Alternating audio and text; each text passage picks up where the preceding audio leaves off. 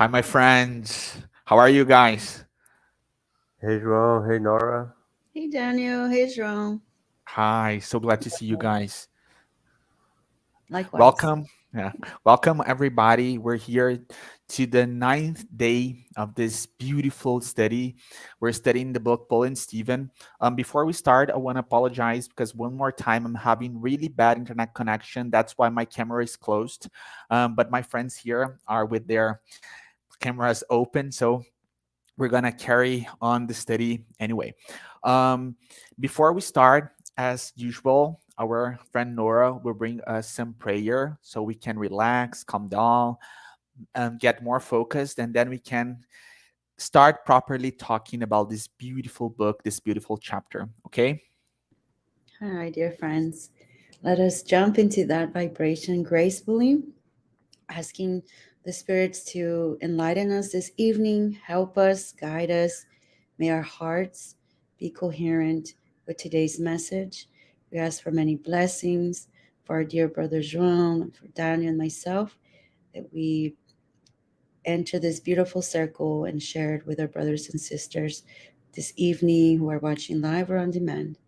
That will say a prayer. Hail Mary, full of grace, the Lord is with thee. Blessed art thou among women, and blessed is the fruit of thy womb, Jesus.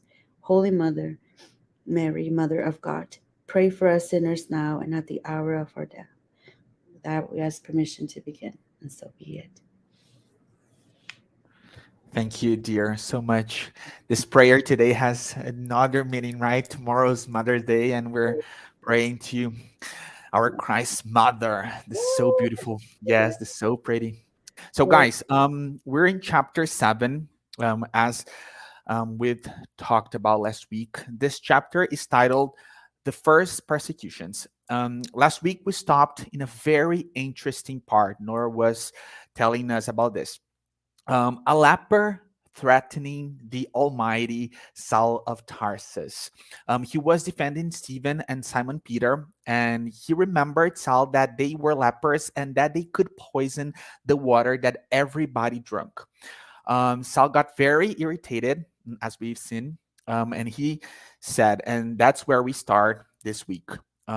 Shut up, you wretch. And then he ordered a soldier to punish the leper with 10 lashes. Emmanuel tells us in this part of the book that Peter and John's eyes were wet with tears. When that punishment was over, the place was completely silent. Saul broke the silence, giving the order to depart for the prison. And then something very emotional happens. At that moment, two pallid children approached Simon Peter and said, "Father, who will look after us?" He replied, "Philip's daughters will look after you. Jesus permitting, my children, I will not be long." Emmanuel says that something very interesting happened here. He tells us that inwardly Saul was moved, but he would not betray himself by allowing himself to be overcome by the emotion the sin had caused him. This is really interesting because we see that although he was very proud and very rush and very tough on those people, he was inwardly feeling for them. At this point of the book, Emmanuel's tells us that after arresting Peter and John, Saul of Tarsus doubled his efforts in the first persecutions, felt by that individual and collective expression of the rising Christianity. Also, we get the information that the guards paid by Saul for carrying out the abominable work were excessively abusive. Um, it was useless to resist for those abuses. Throughout the following days, punishments of all sorts were inflicted in that singular tribunal. They tell us that they were going through incarceration, floggings, something that they call the rusty oats ward, cudgeling, and macerations and scorn, depending on the answers of the accused people. Within a few weeks, after the arrests at that humble church, um, the memorable session was held in which Peter, John, and Philip were to be judged. That session called much attention, and all the distinguished individuals of the dominant Pharisaism was there. They were there.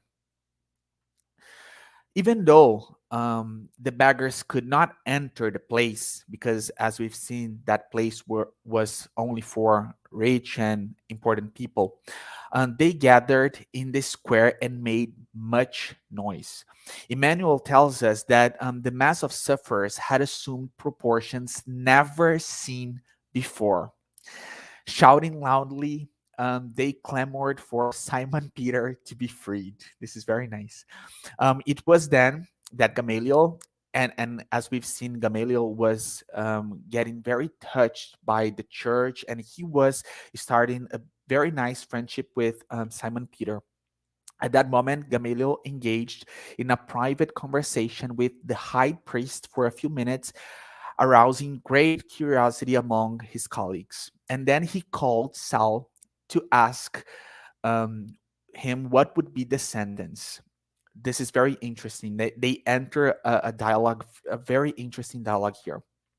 Saul said that since they were Galileans, they would have no right to speak in the courtroom. Therefore, he had already decided their punishment. He would propose death for all three of them, as well for Stephen. This was Saul of Tarsus' plan. Gamaliel got really, really surprised and said that he would invoke his ascendancy over Saul's spiritual formation to defend those men from death penalty. Saul went pale. Those are Emmanuel's exact words. Saul went pale.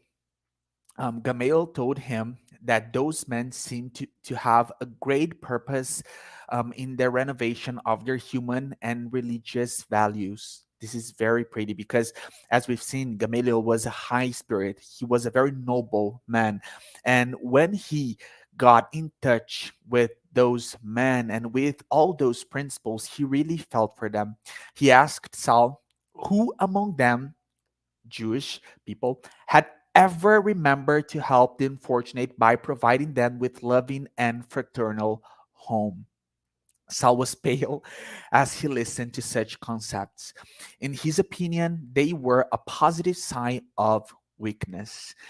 Saul asked if Gamaliel had read the Galilean's gospel, to which the old man responded, saying that he was actually reading them. So nice. Saul got shocked. He assumed Gamaliel went mentally disturbed by too many deliberations. Gamaliel noticed what he was thinking and said that he was not mentally ill, and he was only saying that to defend innocent men from death. Then Saul said to him that those revelations disappointed him very, very deeply. This is where I pass the word to Daniel. Thanks, João.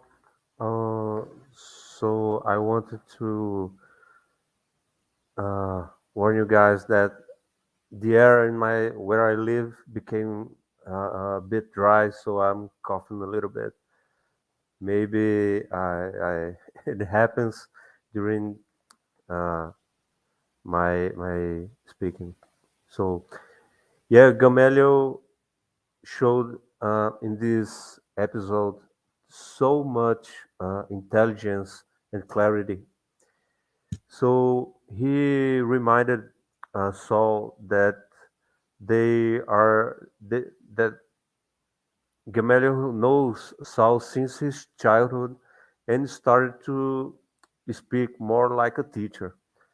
So after a few words, he curbed that tone and lent a kinder tone to his voice and pointed out that two major concerns about inflicting the punishment over the Galileans, which was their long-term friendship, and especially this one point is so intelligent, so it amazed me. The public arguments would be scandalous and shameless, pushing through pushing truth away from it.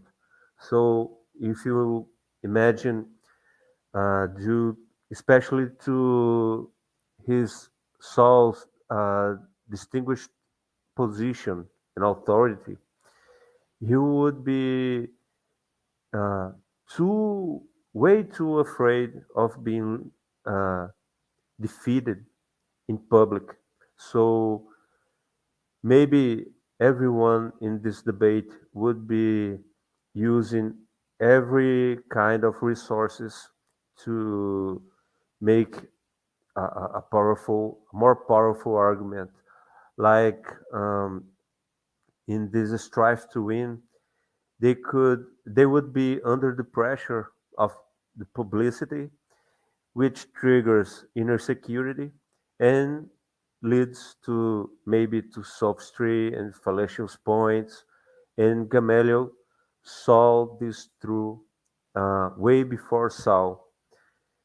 As an older teacher, Gamaliel was aware of his influence and tried to protect Saul beforehand from a possible decision of indulging the prisoners. And he had all set. He went speak to the elders before he even went speaking to Saul. And Saul was shocked by all his clarity and his attitude. And this one phrase of Saul I found so bit funny. He said, "But my authority, no, he can't let this authority thing go." He's like that story of the baboon holding the salt. He won't let go. In his perspective, repressing whatever he'd call evil could have no boundaries, even less tolerance. Gamaliel applied great clarity once more. All authority comes from God, and this is another victory for Gamaliel in this argument. But Saul, in search of proving himself right, would always stick to words instead of meaning, just like Gamaliel said earlier about the public scandal. So Saul spoke out decisively, and John had to be banished. Philip and Peter could be forgiven, but Stephen, since his stoning was publicly announced, and at least one of them should become an example of punishment for supporting the Nazarene's gospel, would have to be sentenced so. At that point, Gamaliel, as an old rabbi, understood he accomplished to save three prisoners' lives. Plus, Saul stated his decision clearly enough, and way too much with too much energy. Then Saul proposed to the Sanhedrin's authorities to the freedom of Peter and Philip, the banishment of Saul, and Stephen's death by stoning, which they accepted right away, setting the execution for a week from then. This public ceremony should be presided by Saul, and he even invited some friends to watch. I thought that was kind of Roman-like, spectacle. So we enter the eighth chapter, the death of Stephen. Spoiler alert. Sorry. So Saul would always find time to visit Abigail at Zechariah's house, considering her a balm sent by God to his loyal soldier. Abigail used to temper with femininity and tenderness all the harshness which Saul would bring her about his job. Naturally, some edges of his forceful and gruff personality had been smoothed by Abigail, and that worked out as a nourishment for his soul, also allowing him to impersonate this young man in love he dreamed to be. So I found this so interesting. It's a bit of humanity, like a tiny bit of fragility in Saul. He was willing to be this young boy in love and living his romance with Abigail. That's probably his weak point. Right after the session at the Sanhedrin at night, Saul ran as fast as he could to the road of Joppa.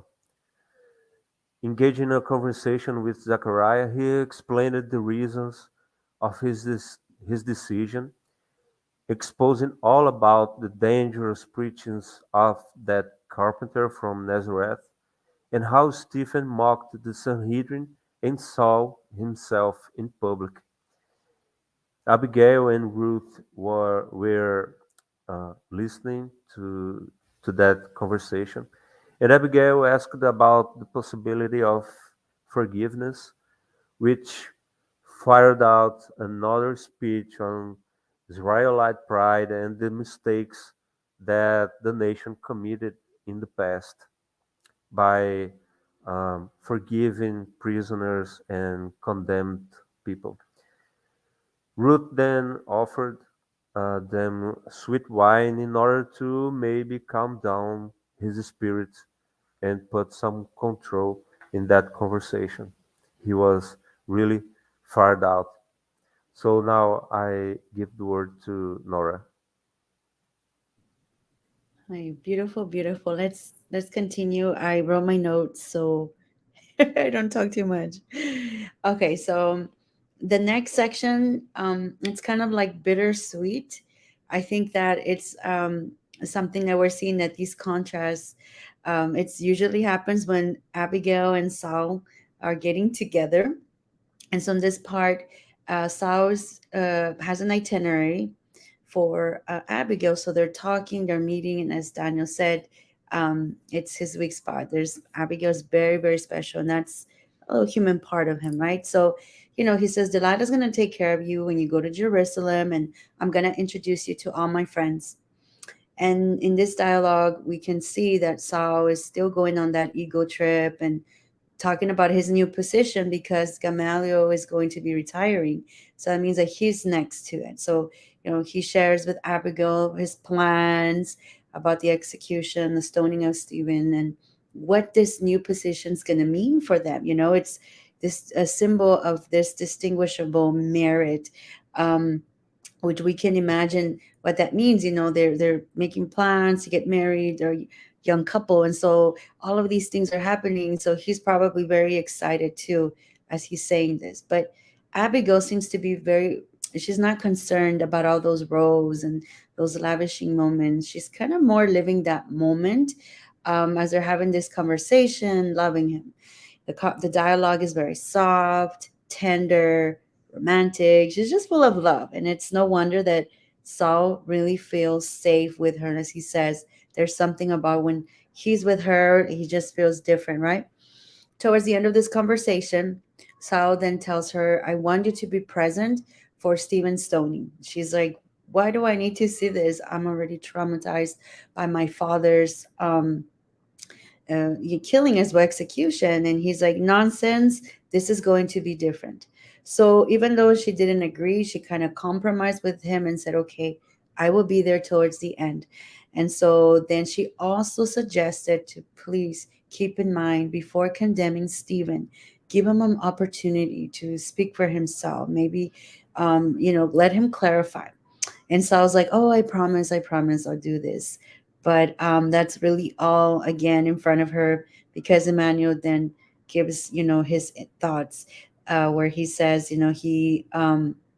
the next scene, Stephen comes out.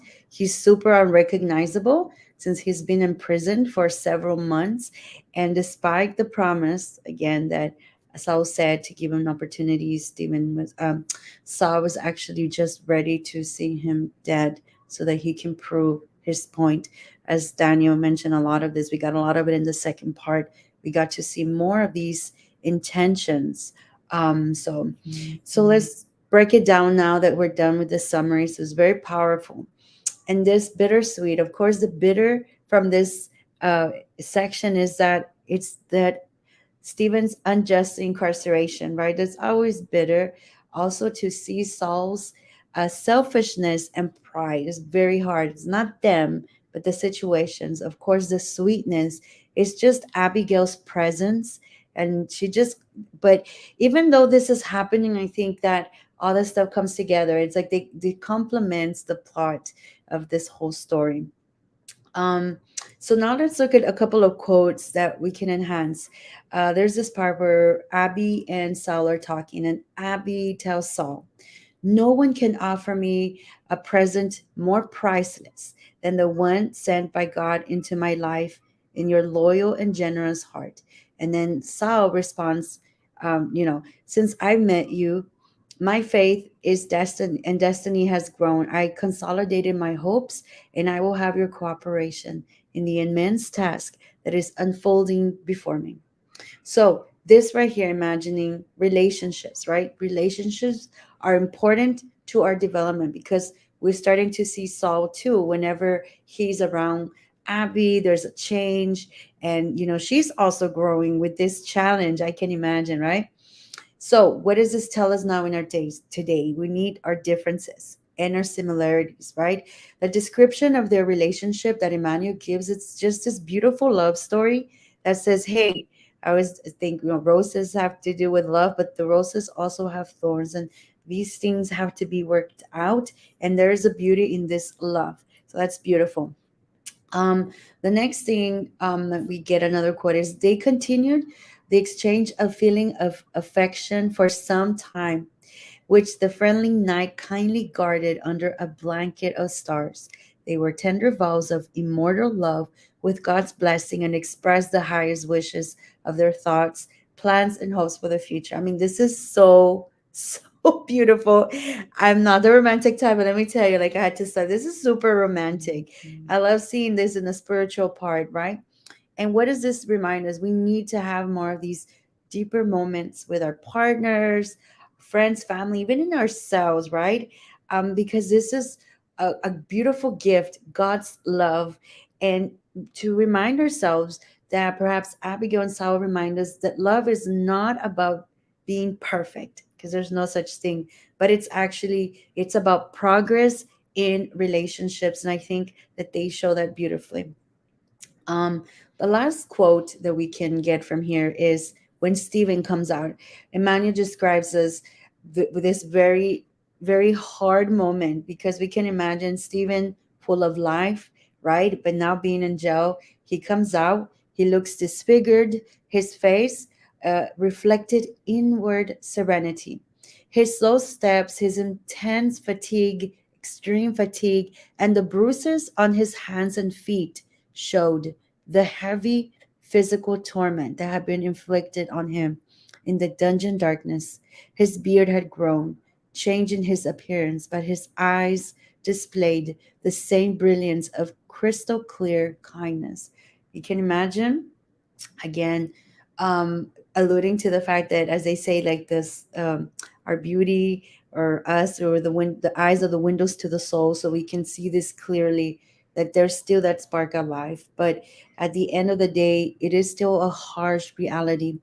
Nevertheless, we can say that Stephen lived a life of serving, so he knows that there's sacrifice, but he lived meaningfully in a sense that he was committed to goodness, to charity, and to friendship, which is kind of like, which Spiritism roots a lot from that. So, to end, friends, the only thing that we can see from these scenes is that everything in here has intention.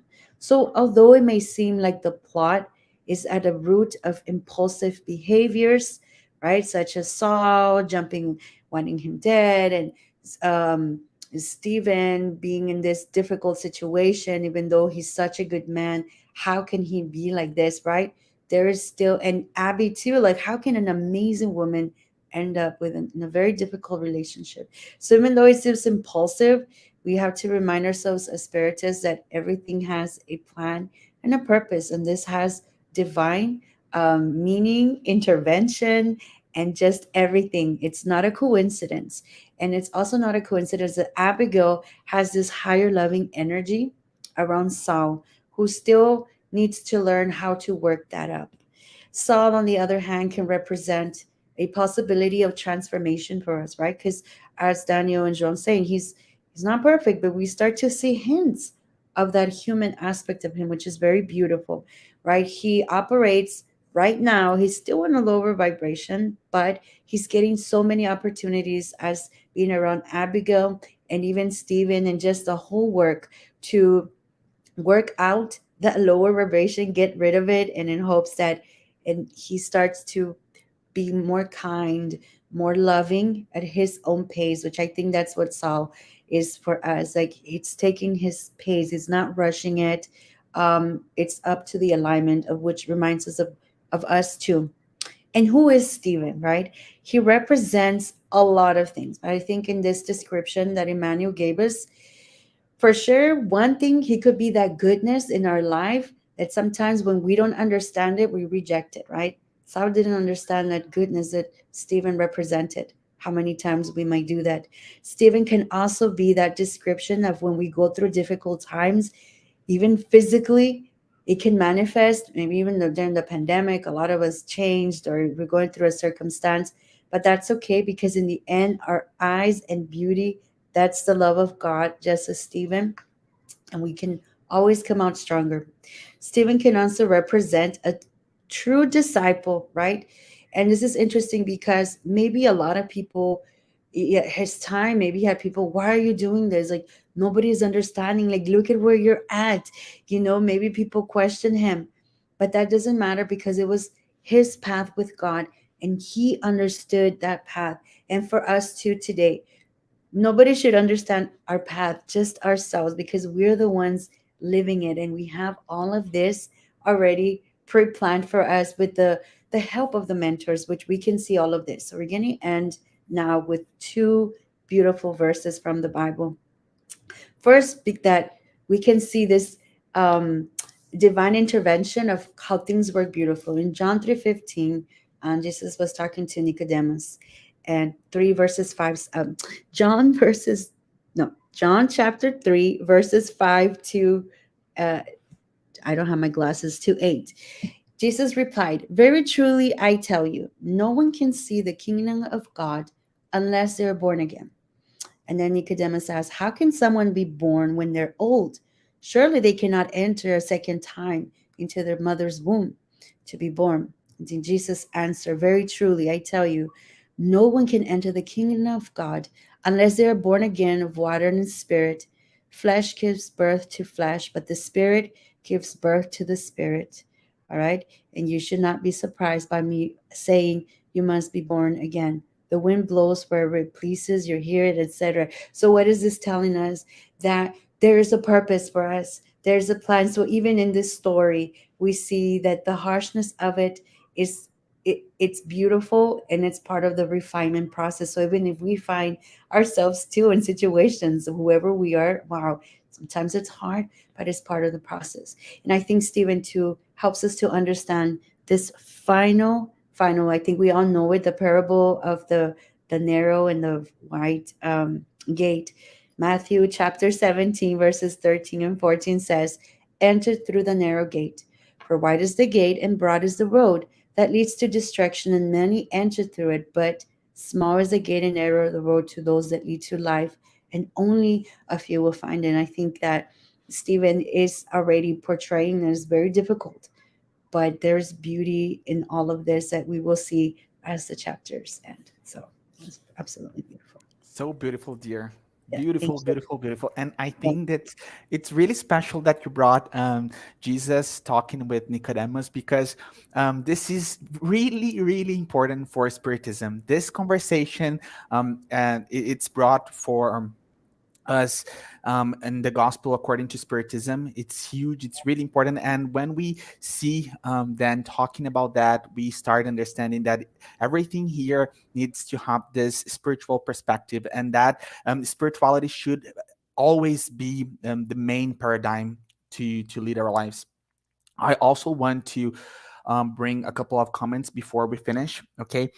um, Going back to where we were when we started here, first, I think it's really interesting seeing how Gamaliel, even though he was a Jewish authority, was able to overcome those religion barriers and conceive a much broader understanding of faith. This is really significant. Um, it's interesting because as spiritists, we know that all religions are good when they conduct their followers to a good path and to overcoming those precepts and bad thoughts. And it's really nice seeing a man reflecting on these principles and achieving such a great place in terms of spirituality, because that's what he does, and we watch over the book. Another really interesting thing is how Saul, already in chapter 7, was having those good emotions and feeling for those sufferers. This is really nice because, in this sense, we must remember that the Spirit's book brings us the information that the law of God is engraved in our conscience. This is really powerful. And as we evolve, we get much more sensitive to these warnings. And we will receive much more warnings from our conscience. And although we saw that Saul was not listening to those warnings, as we evolve, we are much we're gonna get much more able to listen to them and to stop our bad actions. Nora was at this ending talking about love and how love is not about being perfect. This is really nice. And we must remember that, again, the gospel according to Spiritism tells us that the true spiritist is one who fights against his or her bad inclinations. It's really not, at the end of the day, about being perfect, because perfection is not for this planet at this stage where we are going through yet. Um, Nora also ended talking about their suffer. Stephen and Abigail, he was calling her Abby. I find that very, very nice. She was talking about how much suffer they were getting in life, although they were good spirits, and we've seen that they are much more evolved than those others. And especially when we talk about Stephen, I think that we need to acknowledge that suffer for us has a totally different meaning when compared to him. Because when we look to a spirit like Stephen, he has already achieved this amount of good values in his heart that make him look to reality with completely different eyes compared to us. And to a person like him, suffers and bad days and all those things that we consider that are not good to go through in life, for him, they have another meaning. And as we've seen, they got this whole much broader perspective of being a resigned person. And this is really, really beautiful and teaches us a lot, because Nora brought two very important verses. And when we acknowledge that we are spirits, that everything here when it comes to matter will be left behind, and that the path is actually narrow, and of course it's not going to be easy, and going through difficult things will help us to evolve and be much more purified spirits. This shows us why Spiritism, when this doctrine, this amazing doctrine, reveals those laws that reigns over matter and spirituality, we see why is it so and it's, how can I put this, it's meant and considered by Allan Kardec as the consoler, because when we study and we understand those principles, things, those difficult things that we go through here on earth, they get another meaning, and then we can take them with other eyes.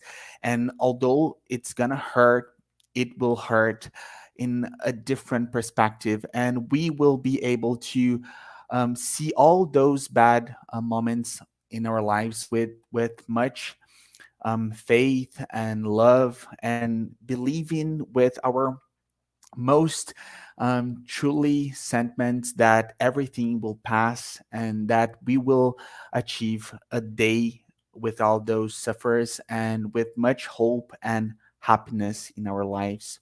Do you guys want to say something before we finish here?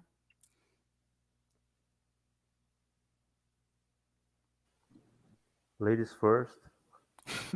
I was just gonna say, you said it all on my notes, João. You touched on everything, but it is amazing the transformation of the characters, and these beautiful souls teaching us. I wrote down here about Gamaliel too. He didn't mind that. He was not afraid to say, I'm studying, also Jesus's teachings. I thought that was amazing to have that courage. He didn't care. He was like, here you go. So that's great. And I also wrote, the second point was a little bit about, I know Daniel had talked about the authority that Gamaliel tells Saul. The authority comes from God, and that's just an important point um, in our lives, and different perspectives, to know that everything is where it needs to be, and it's not us that Saul wants to take things into his own hands, but it's not him, as Daniel said. And he shares, it's really God who has everything. But again, we do need the story for us to get it. So thank you, Daniel. Next. Welcome, friend. So, I think reincarnation, uh, talking about born again. So, I was thinking there's so many smart people. They are so intelligent and so deep, um, even in spirituality. But made me thinking about our roles that we have to accomplish in our lives. So every single one, uh, as as um, higher or uh, more or less developed in terms of spirituality, we have roles.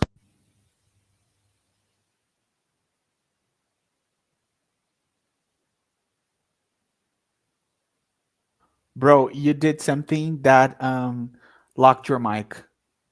Yes, we can hear you. I think he can. I think he can hear. He can hear us. I don't think, Daniel, we can't hear you. No, bro. Well, he looks beautiful, like he's talking. He's probably talking about how reincarnation is a principle that um, makes us see those bad days in life um, with much more faith, and acknowledging that God is always just. Dear, maybe if you make a sign, he could Okay, understand, because he's talking so much. we can't hear you. Yeah.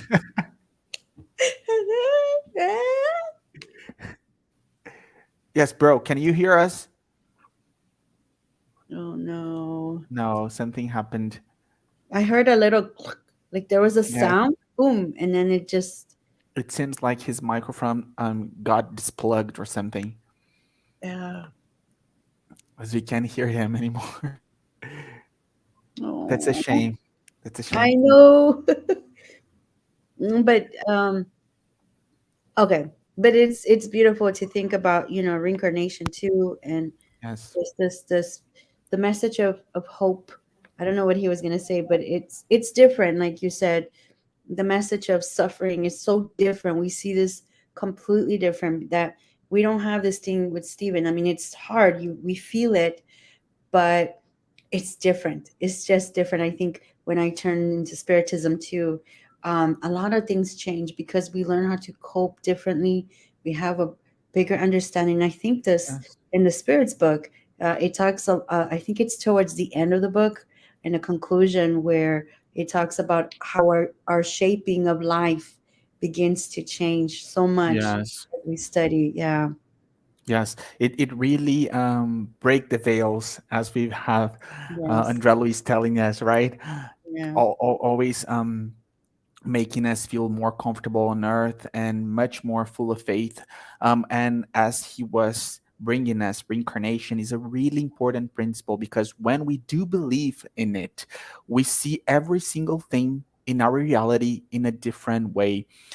Life gets much more complex in terms of justice, and we accept much more everything that happens to us, and we will see God as a just and merciful Father. And if we think about those principles again, we understand why Jesus told us that he would send a counselor and why Spiritism is that, because it brings us this amount of knowledges that will help us to understand how life is perfectly fit for us, and that we are going through every single thing that we asked for, or before we reincarnated, or that we just need to go through when it comes to evolving as spirits and one day getting to know Jesus much closer, right? Yeah. Dear, do you want to say something before we finish here? I think We covered. we're so blessed to have this story. And I Yes. know at first being how I am about protecting the the female Yes. energy, and Yes. thinking about Abby. But then I think, she also asked for this experience, and she's going through this, and she's just so selfless, so giving to put herself around this situation. And we know that we know who Steven is. So I'm just Yes. thinking, like, what's gonna happen when she is in that uh when she's gonna see who he is. They're gonna connect Yes. with eyes, and I'm like, oh my gosh, Abby, no. And you just want to hold her, but she's just, you come to understand that that's important, and even as in our lives too, when we are suffering and having a hard time, let's think about Abigail, and just her resiliency and that amazing um, energy that she has. So yeah. Yes, this is so beautiful. We as humans in this world, we are going through very difficult stuff, Yeah. and when we see those characters bringing this amount of hope and bringing us this whole new perspective on facing life, it really touches us, and we go through life with much more good sentiments and believing truly in our hearts that tomorrow will be better, and that all those things, that those bad things and bad days that we go through here on earth, they will be for a very important and higher reason, and someday we're gonna be free from Yes. here. Yeah, it's gonna be free from here in a place in spirituality or on another evolved, more evolved planet that has much better things to offer us in terms of love, in terms of understanding, especially in terms of overcoming these very difficult material things that we have to go through here, like disease and wars. So, guys, we have reached our agreed time. As we've told before, for these weeks, we're gonna take a little short programs in terms of time, but in a few weeks ahead, we're gonna come back as we were with 1 hour programs or 50 to 1 hour programs. Okay. I thank you guys so much. I have learned a lot with you too. I really thank you. I thank everybody that has been here with us till now. It's a blessing having you all. And we always advise you that these studies, they will be saved on all our platforms, YouTube channel, Facebook page. It's there, as Vanessa as Vanessa says, it's gonna be there forever. Okay, so That's it. thank you guys so much. I love you, Love and we you. see each other. We see each other next week. Okay, bye Yes. bye.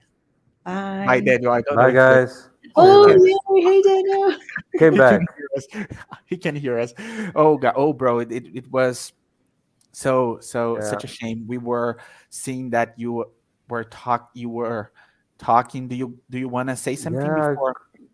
No, no, that's okay. It happens. No, wait, there's. Was the Yes, cable there's came time out if you want. by itself. Yes, yes, we thought that some cable had unplugged there. Yeah. Do you want to say something before we No, finish? no, that's That's fine. fine. Okay. So see you No guys matter. next week, okay? Bye Bye, bye, my guys. friends. Nice seeing you. Blessings. Bye bye. Blessings.